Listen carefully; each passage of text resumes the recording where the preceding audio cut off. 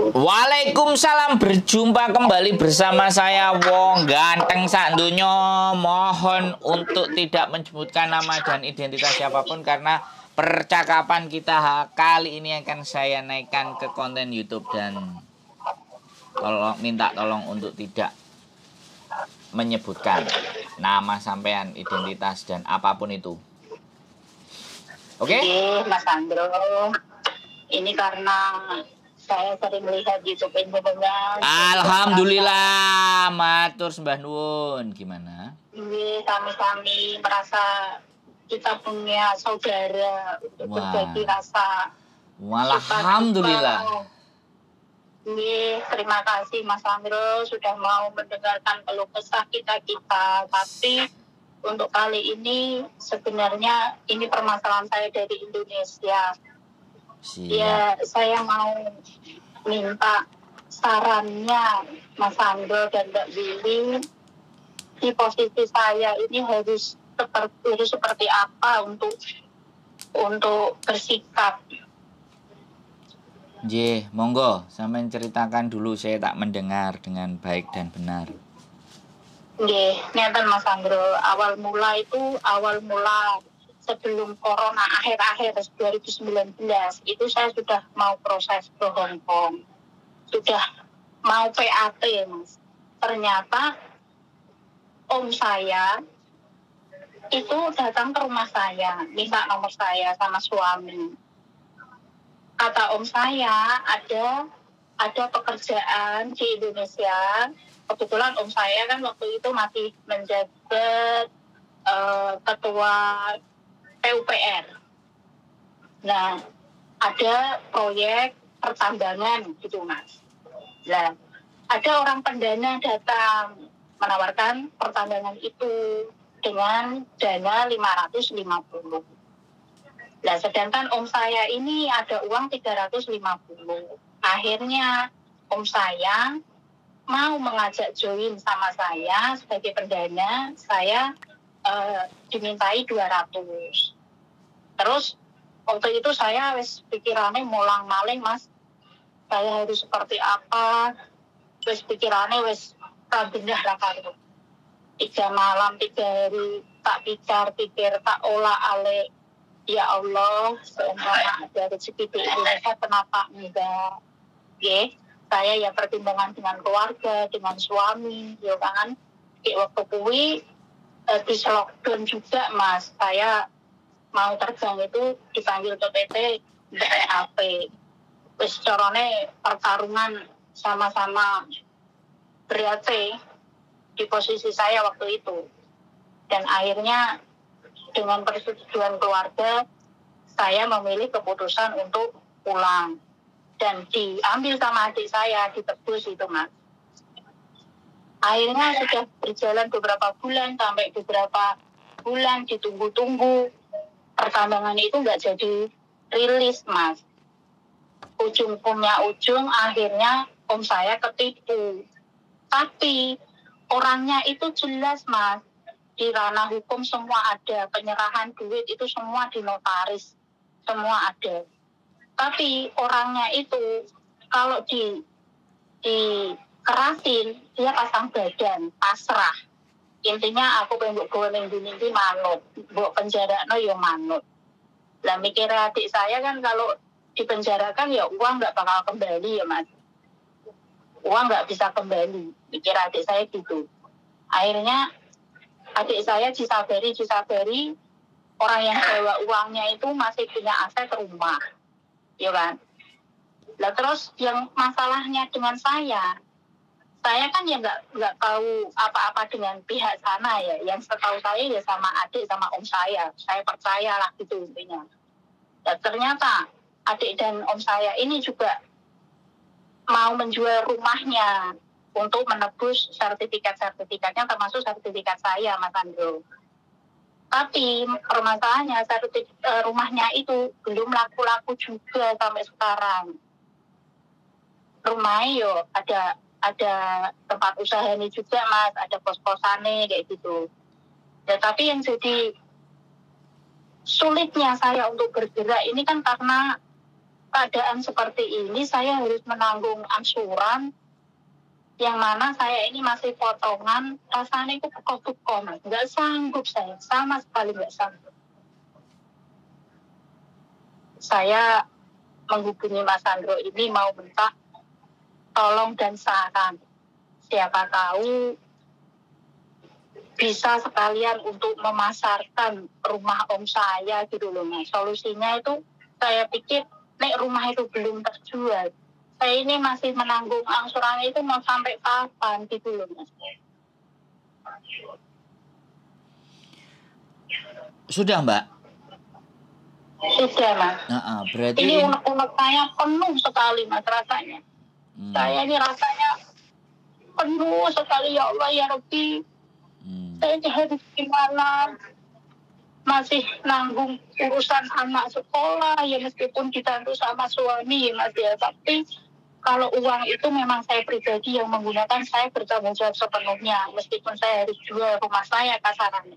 Nah ini saya nggak pakai sama sekali, kok saya yang suruh menjual aset saya kasarannya gitu kan, ya.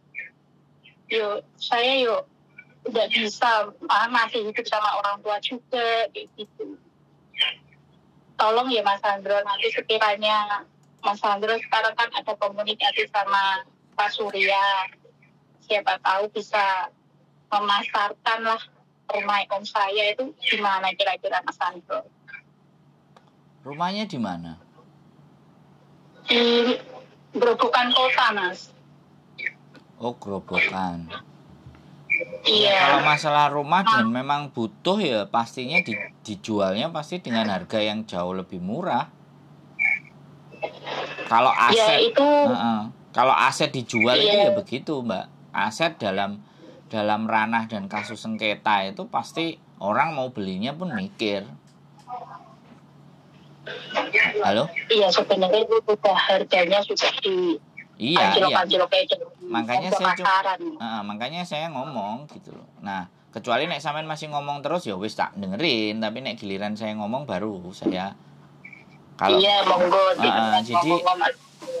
jadi sekali lagi ya, memang ya harus dibawa ke properti, dibawa ke orang-orang yang mau membeli aset yang ketertarikannya ada di situ. Ditulis yang besar, terus dipromokan, ditaruh di sosial media. Jadi satu-satunya jalan ya kalau kita nggak bisa jual ke pengembang atau developer, ya kita sering tawar-tawarkan ke sosial media, rajin-rajin, di-up lagi, butuh duit, digerobokan rumah, lokasi, tanah, dan ABCD baru. Terus mau nggak mau, kalau mau memasarkan cepat dengan cara yang murah ya di sosial media, hubungi nomornya iki kayak gitu. Kalau sampean tanyanya saran ke saya, kalau saya membawa berita ini ke mereka dan ke sana, ya saya akan bisa menyampaikan, tapi tanggapan mereka kan saya nggak ngerti. Tapi kalau sampean cuma titip tolong disampaikan, tak sampaikan. Pastinya pasti tak omongkan. Gitu loh. Ceritain. Ya mungkin kalau ada waktu nanti ketika sama Miss Juni saya ngomong di Grobogan ada yang naksir rumah enggak, tolong hubungi Mbak ini. Lokasi ABCD bla bla bla bla kayak gitu kan. Ya kita bisa menyampaikan dan membantunya hanya sampai di situ, Mbak. Jadi kalau cuman mau menjualkan rumah kayak gitulah. Kalau perkara kedua saya sudah nggak sanggup, ibaratnya ya kan, sampean nggak sanggup kok kayak gini beban deritanya, ya saya cuman secara psikis bilang bahwa badai pasti berlalu. Ya ini nggak akan selamanya. Selama sampean masih yakin dengan diri sampean, masih diberikan kesehatan, yo mikir, tapi kan nggak nemen-nemen. Kalau dipikir nemen, nanti takutnya sampainya sakit. Kalau sakit kan nggak bisa ngapa-ngapain, malah nambah-nambahin segala sesuatu. Ya mau nggak mau, sesuatu itu sudah terjadi dan kita harus membayar atas hal-hal yang tidak kita prediksi. atau yang kita prediksi di luar rencana. Nah, kan kayak gitu tuh Mbak, iya kan? Iya Mas. Iya.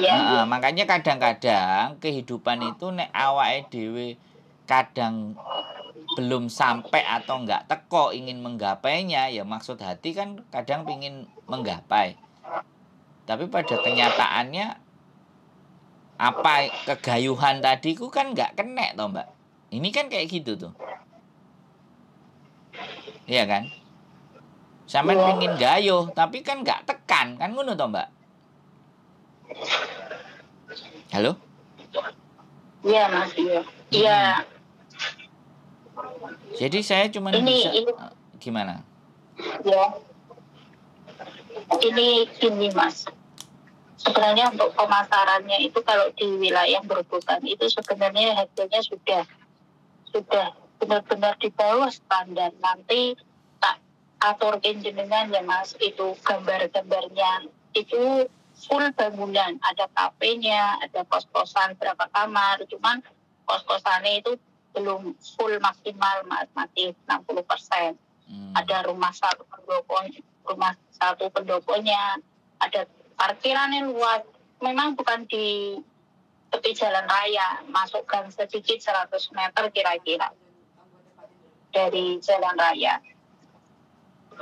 Tolong nanti saya minta tolong sama Mas Andro untuk bisa menawar-nawarkan ke orang yang sekiranya sultan dan membutuhkan tempat itu untuk investasi.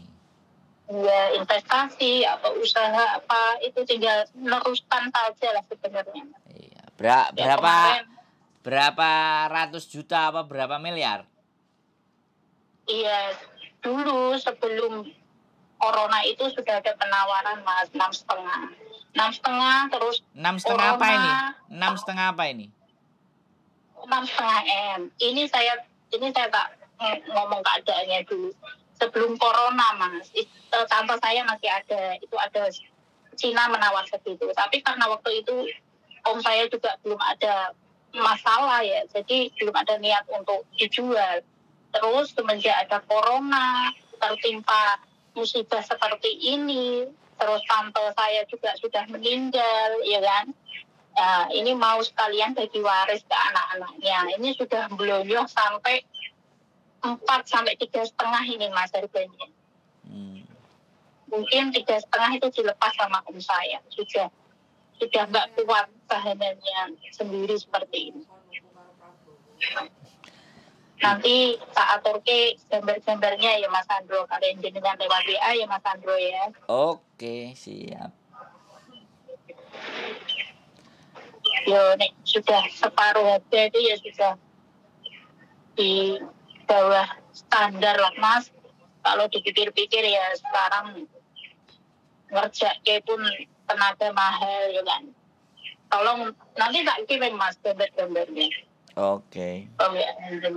Sekiranya Mas Andro bisa menjadi sambung tangan kita lewat mana kita nggak pernah tahu. Rezeki nggak akan datang. Pokoknya aku terima kasih sekali sama kehadiran Mas Andro sama Miss Yuni bisa menjadi perwakilan suara-suara kita di sini. Siap. Terus ada lagi Mbak yang mau disampaikan kira-kira? Enggak Mas, terima kasih sarannya, mohon pangestunya, semoga kita di sini dapat kekuatan, ketabahan. Siap, kami selalu mendoakan, selalu memberikan semangat. Terus? Ya, saya ambil hikmahnya Mas.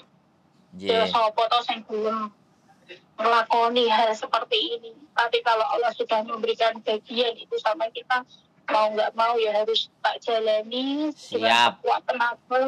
Siap, betul. Semoga kita diambil hikmahnya buat teman-teman semua. Amin. Iya Mas. Siap. Ikon tetap Mas Andro. Siap Mbak. Matur sembah nuwun Mbak, sehat selalu kagem sampean dan keluarga. Mas Andro sekeluarga. Assalamualaikum. Waalaikumsalam warahmatullahi wabarakatuh. Bojoku piye? Ngising? Gak iso ngomong ngising? Bojoku ngising gak iso ngomong. Buat teman-teman semuanya, persoalan dan permasalahan hidup di muka bumi ini itu sebenarnya hanya dua hal yang sangat sederhana kalau menurut saya. Baik, buruk, benar, salah, syukur, tamak, terus apa ya, ganteng, elek. Aku yang ganteng sama yang elek. Jadi di balik masalah sebenarnya itu bersamaan dengan jalan keluar, dan bersamaan juga sesuatu yang membuat kita bisa lebih bahagia. Misalnya gini nih, kita tertera musibah. Dalam memaknai sebuah musibah, itu ketika kita fokus kepada musibahnya itu, maka kita hanya akan memikirkan, kok aku goblok ya, kok aku keliru ya, kok aku ngene ya, kok seperti ini ya uripku. Kalau kita fokus di masalahnya. Tapi kalau kita fokus pada saat kita melakukan kesalahan terus melihat lingkungan sekitar kita, maka akan muncul, jek enak ya aku gak dipenjara, jek enak ya aku gak dipateni, jek enak ya aku gak ditekek, jek enak ya aku gak ditagih utang, dibengoki karo preman-preman. Itu dua hal yang akan datang secara bersamaan. Musibah dan berkah itu sebenarnya datangnya itu bersamaan. Tapi lebih kuat yang mana yang mendominasi di dalam cara berpikir kita. Itu yang menjadi seseorang punya semangat, seseorang yang bisa menerima, dan seseorang yang mengeluh, dan seseorang yang artinya meratapi nasib. Jadi dua hal seperti itu. Saya nggak kepingin berteori banyak, tapi beberapa pengalaman yang saya jalani, ya kan, di saat kita berada pada titik yang terendah, sebenarnya disitulah Gusti Allah itu memberikan kekuatan. Cara Gusti Allah memberikan kekuatan kepada kita itu, kita ditaruh di tempat atau di titik yang terendah dalam diri kita. Wah, yaitu ngomong pokoknya omongannya. Kowe mau ngomong apa enggak bojoku? Nah, bojoku ngomong. Kalau dari saya sih ini hanya masalah kuasa Tuhan ya. Tuhan itu bisa memberi dan mengambil kapan saja. Bisa memberi kapan saja dan bisa mengambil kapan saja. Jadi ya kita jangan terlalu duniawi lah, mencintai duniawi. Di saat tertimpa musibah yang seperti ini, dunyone harganya 6,5 M kata mbaknya tadi, harus disengketakan karena tidak bisa untuk membayar. Minta tolong dibantu. Nah makanya kan intinya kan niatnya kan minta tolong untuk dibantu supaya ada yang beli kayak gitu kan. Minta tolong. Iya Terus makanya pokoknya cara Tuhan itu nggak tahu ada apa di balik semua ini. Kayak gitu. Jadi ya wis pokoknya selalu bersyukur aja dengan kondisi apapun. Begitu sih darlingnya. Ngopi omonganku. Oke. Jadi nanti coba mudah-mudahan setelah dikirimin gambar dan lain-lain, siapa tahu bisa membantu. 6,5 M. 3,5 wis diserahkan. M. Heeh. 1 M gede. Ya bagi kita ya, tapi namanya juga usaha itu kan boleh tuh. Yang penting optimis, karena sekali lagi Gusti Allah Maha Pemurah. Kita positif di Maha Pemurahnya saja. Rezeki, maut, jodoh, apa meneh? Takdir. Oh, gak takdir. Itu rezeki mau jodoh, rezeki mau jodoh. Ya, Gusti Allah sing ngatur, ya. Takdir kita sendiri yang membuat. Jadi bukan Gusti Allah yang membuat takdir, tapi kita sendiri yang meng-create atau mendesain takdir tersebut. Keep stay tune my YouTube channel and see you next video. Bye bye.